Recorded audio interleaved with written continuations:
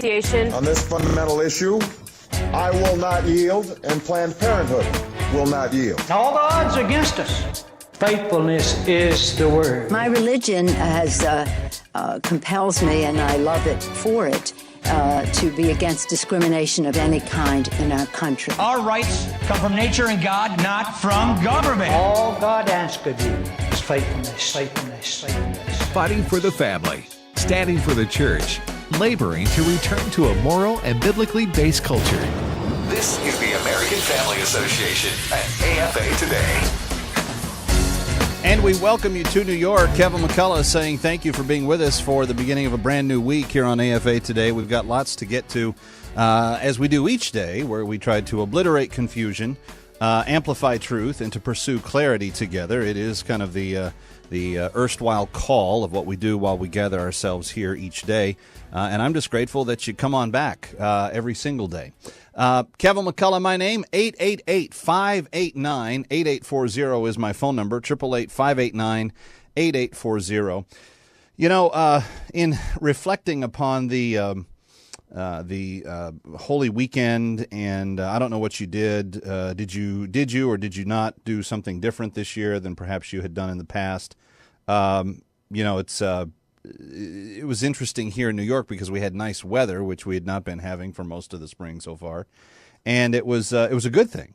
So you know, the lovely bride and the ankle biters and Dad went out and hit a bunch of colored eggs, but the and then the little guys came out and they said they were ready to go hunt them down, and so we did that for a little while, and when we got done with all of that. We took naps. And I know it's an odd thing to think, well, you're celebrating resurrection by sleeping. Yes, and I think that you should be required to every year. I think that sleep is good for resurrection. What do you think, Alex? You hold that sleep? Yeah. Brent, you agree with that? I just think what we should do is make a federal law out of this for the rest of our lifetimes, that on Resurrection Sunday afternoons, we take naps.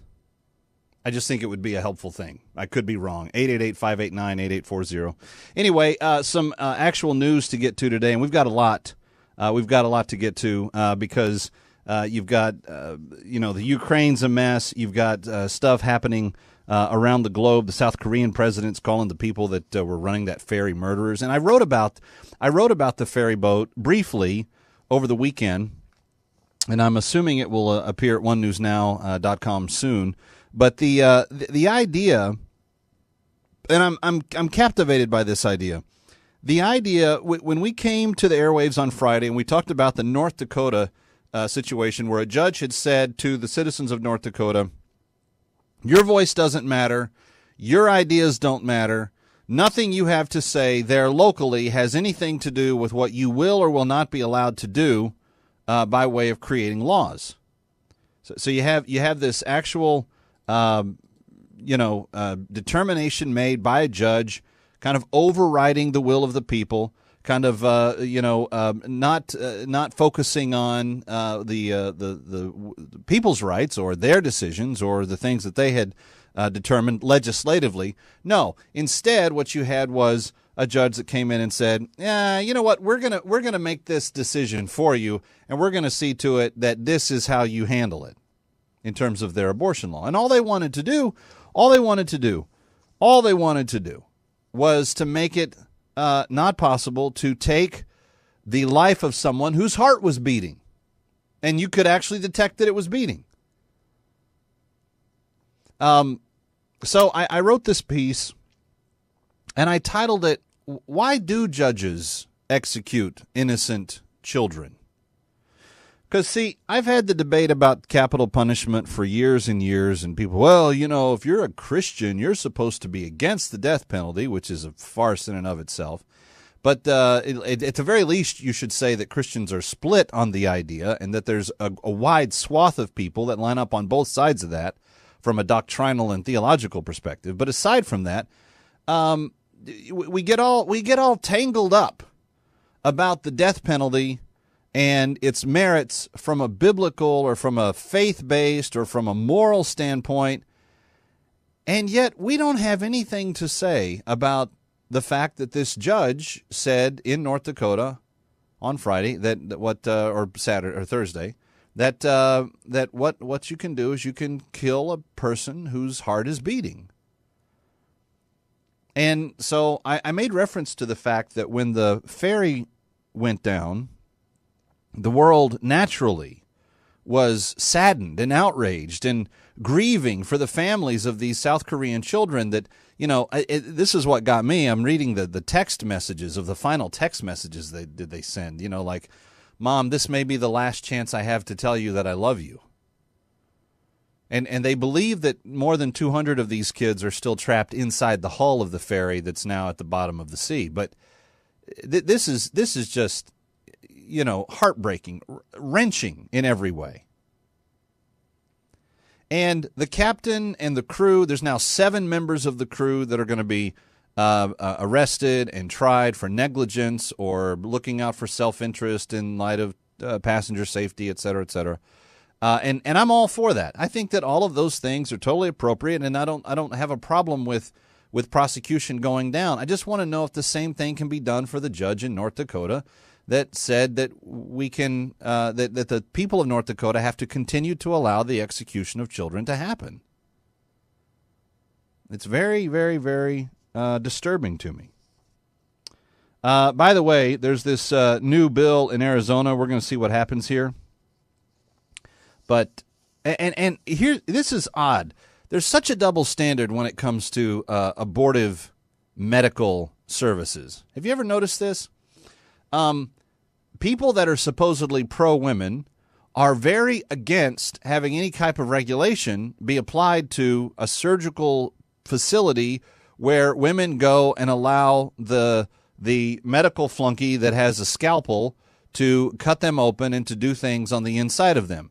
Now, I would think if you're pro-woman, I would think that you would want that person to be trained and to be well respected and have good technique and not be, quasi,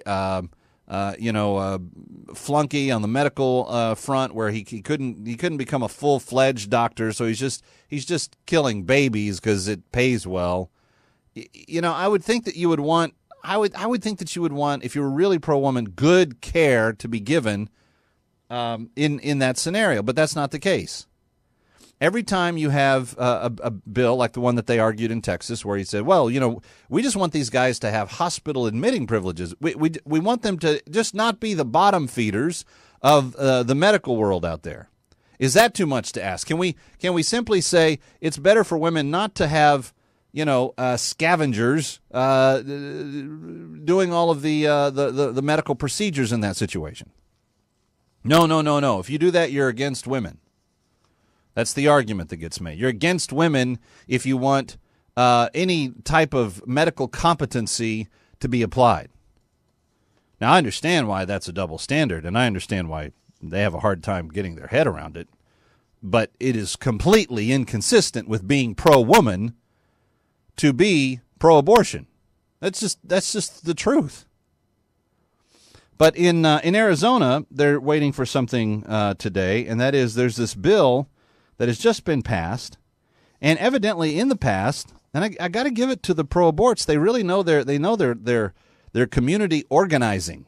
They know how to organize the community.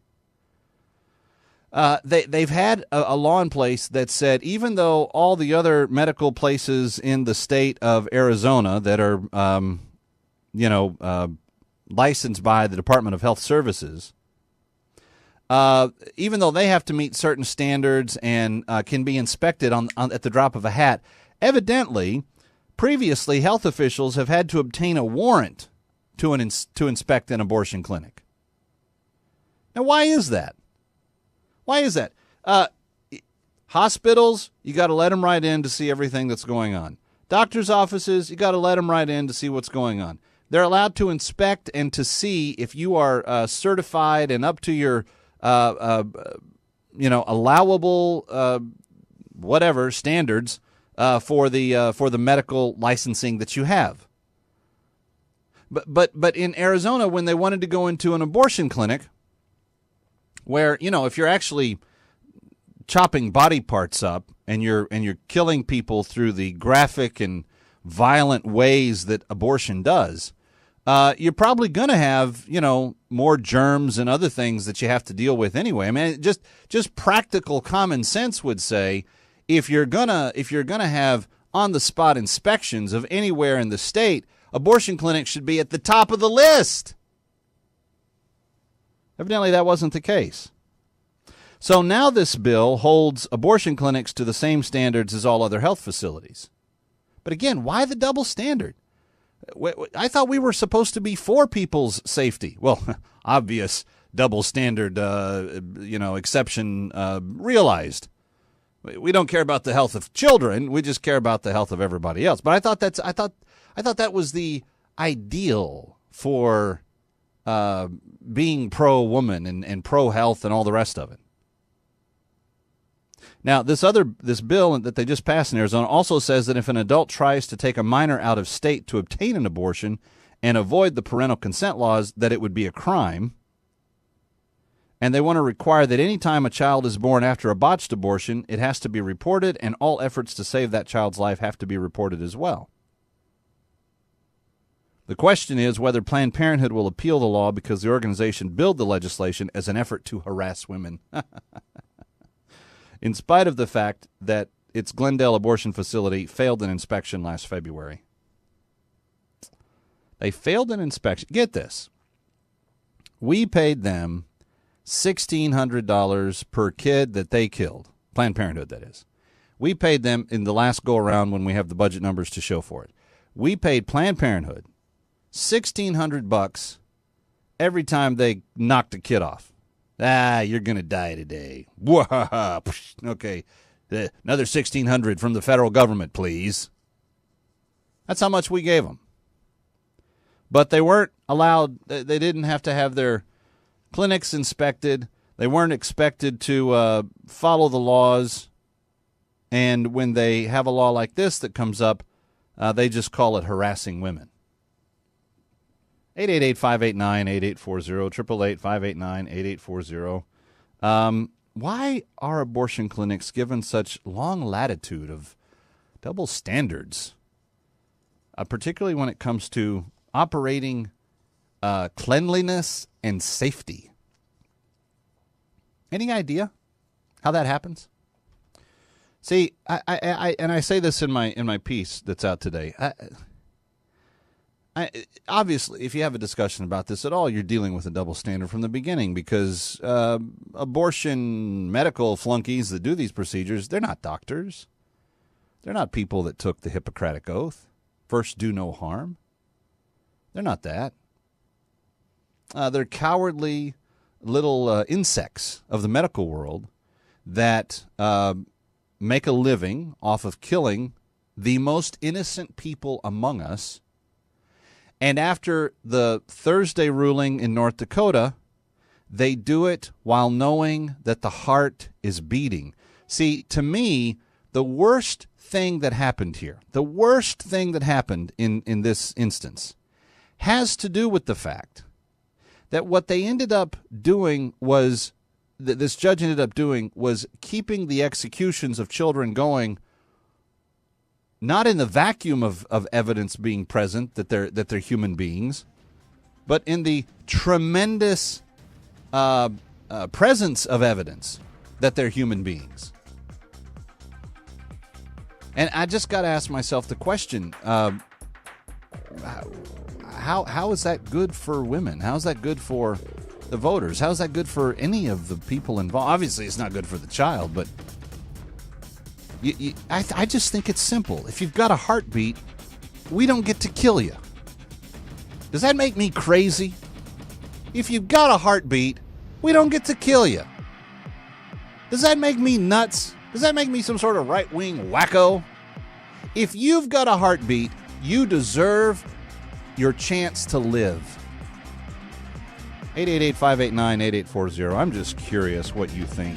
This is AFA Today on AFR Talk.